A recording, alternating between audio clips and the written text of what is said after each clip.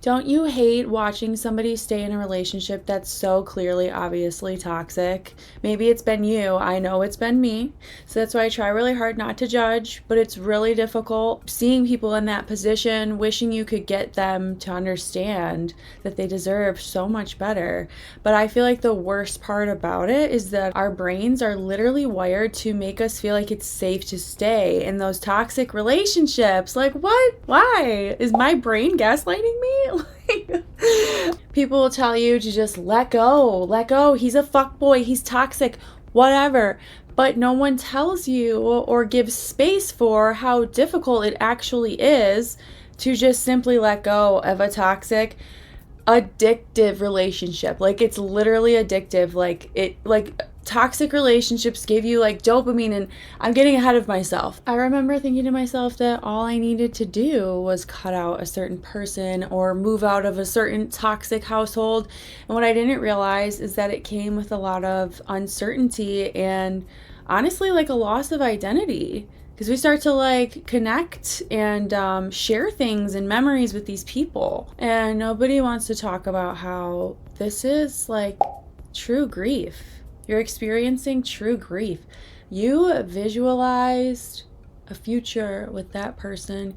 You connected with that person. You guys might have picked up each other's habits. You might have even adopted some of each other's opinions or perspectives. You might have learned from that person. You might have had history with that person that made you feel like you needed them in your life forever. Like, I know from personal experiences that you may even start missing the very thing that was toxic for you because it's familiar and technically safe to your brain because, like I said, it's familiar. So that's why like red flags can sometimes be attractive to you because it's the only kind of love that you know. That was a harsh truth for me to learn, for sure. So you're sitting here missing what you shouldn't, but it's normal to, right? Confusing already. So then we start to question ourselves. Like, did I overreact? Was it really that bad? Ugh. It can especially be bad if you were super close, because I know for me, with cutting people off, I would start to feel like I didn't know who I was without these people, which was a whole other problem to unpack, leaving me to then question, was I the problem? And I would start spiraling from there because I had so much like enmeshment issues from my upbringing. So learning that was also another hard truth. So this is what can lead to letting go feeling so hard, because you have to break away from that identity that you built with this person.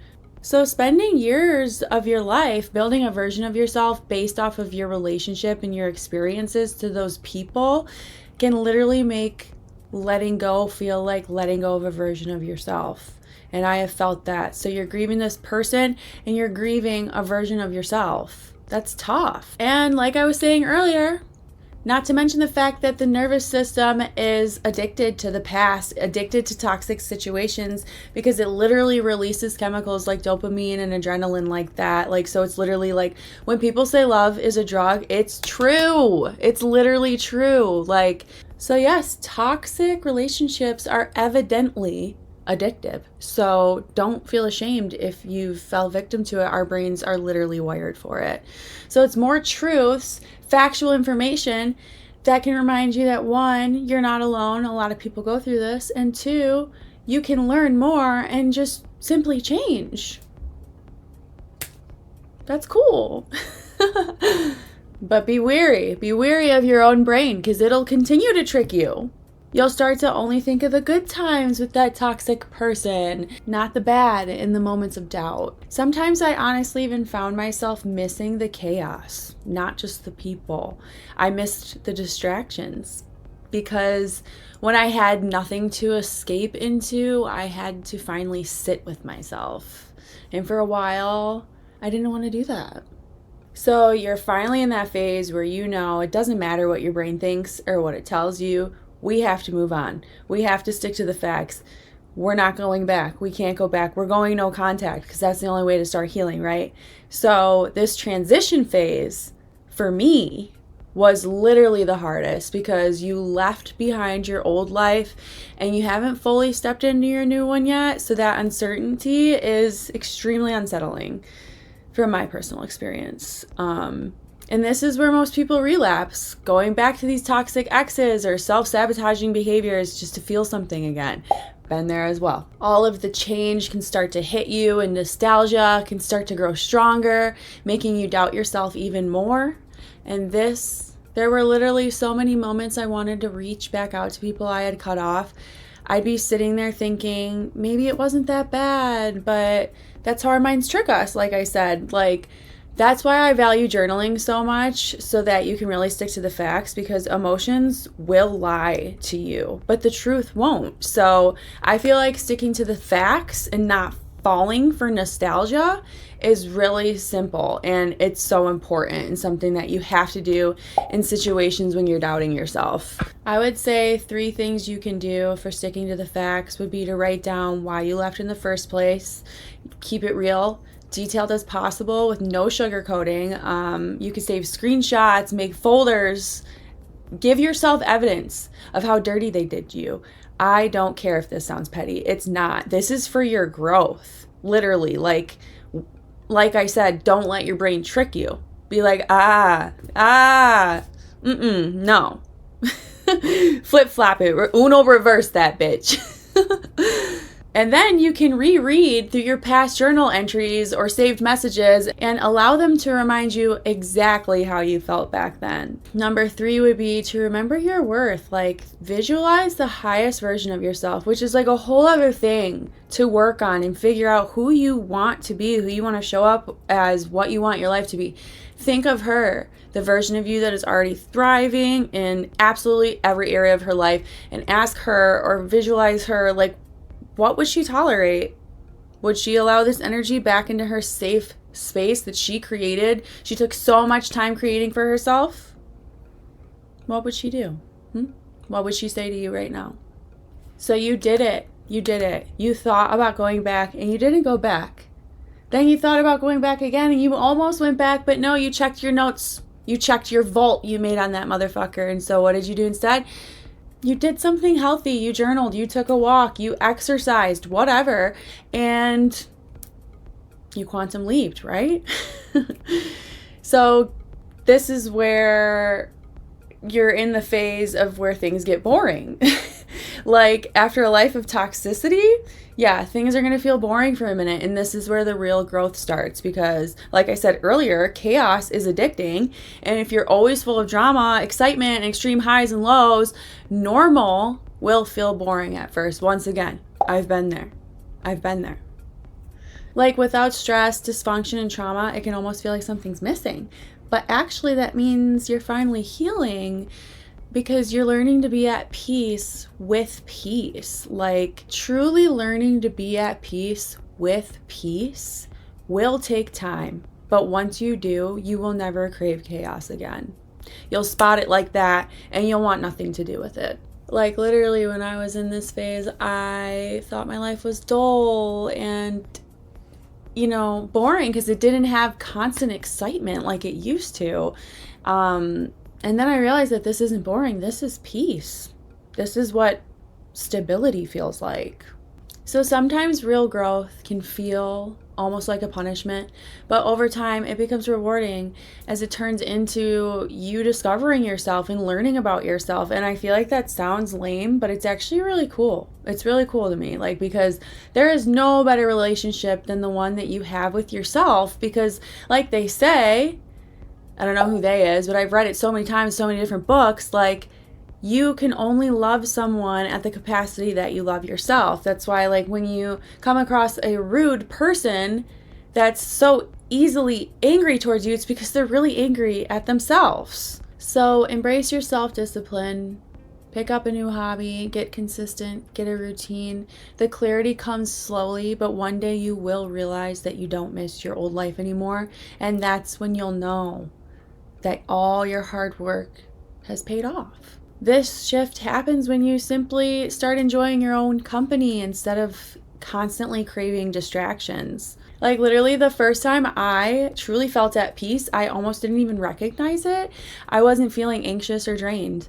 I was actually aware and happy and in the present moment, and that's when I knew I had made the right choice. So, let me tell you exactly what I did to break through rather than break up with a toxic person.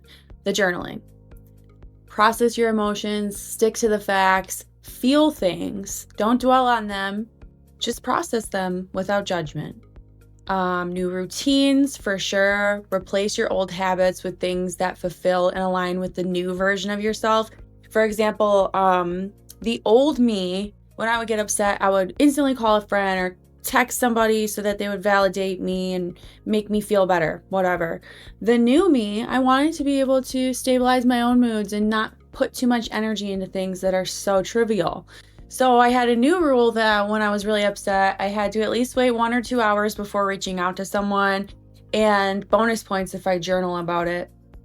Sometimes I feel like focusing our energy too much on little things, like I said, is such a huge waste, and I really think it's another distraction so that we don't have to face ourselves, like I was saying earlier. It's just the hard truth. Hitting things. You could switch up your routine by starting a new workout routine, just staying busy through the breakup, starting to be healthier, just finding a way to shift the focus back on you. Whatever area of your life you've been thinking about improving, maybe start there and have fun with it. In addition to journaling and new routines, I would say spirituality really helped me. I have a long and roller coaster like relationship with God. That's a whole other story. But I'm really glad that I found God again. It really, really helped me through my breakup, because having something to believe in like that, instead of thinking like, why me? Why is this happening to me? And instead trusting that you're on a certain journey to learn certain things is really helpful in my opinion.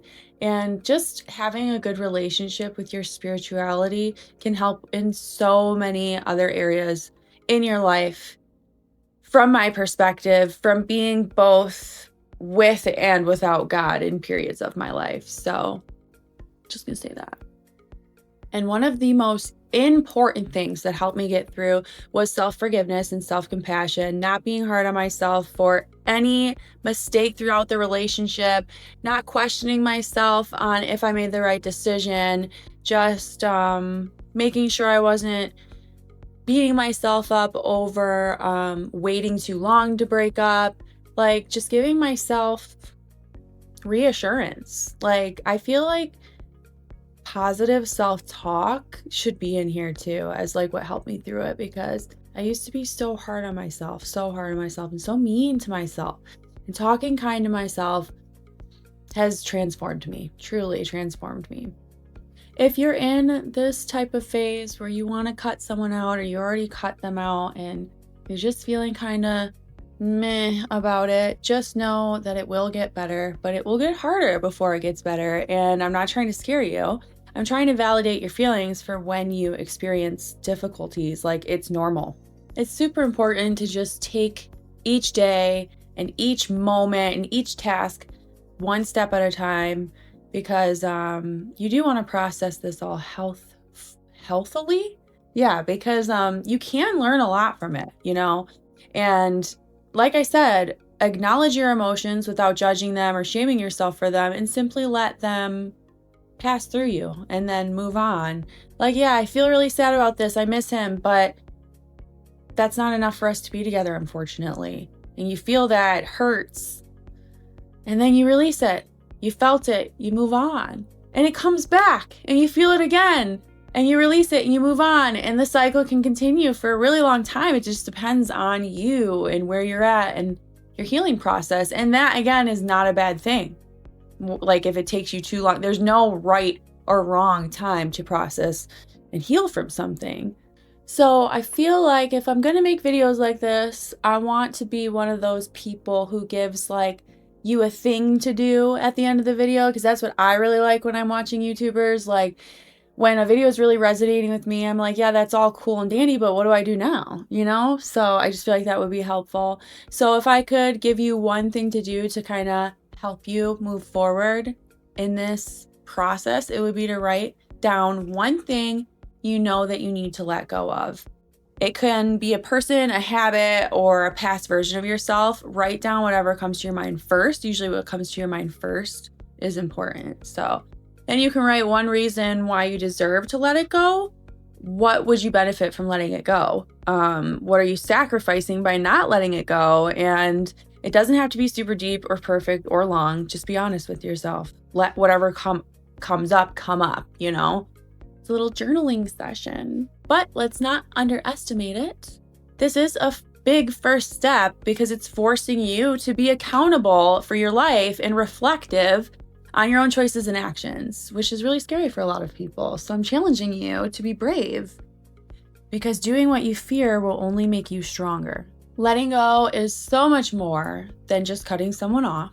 It's a process, and it starts with small moments and little choices that lead towards the right path for you. So don't be afraid to take a baby step today, like the one I suggested. How's that saying go? Do it with your voice shaking and your knees clanking? I don't know. I feel like I just made that up. Let me know. Make sure you drop a comment if this helps you in any way, and subscribe if you want to hear more from me. I appreciate you spending time with me.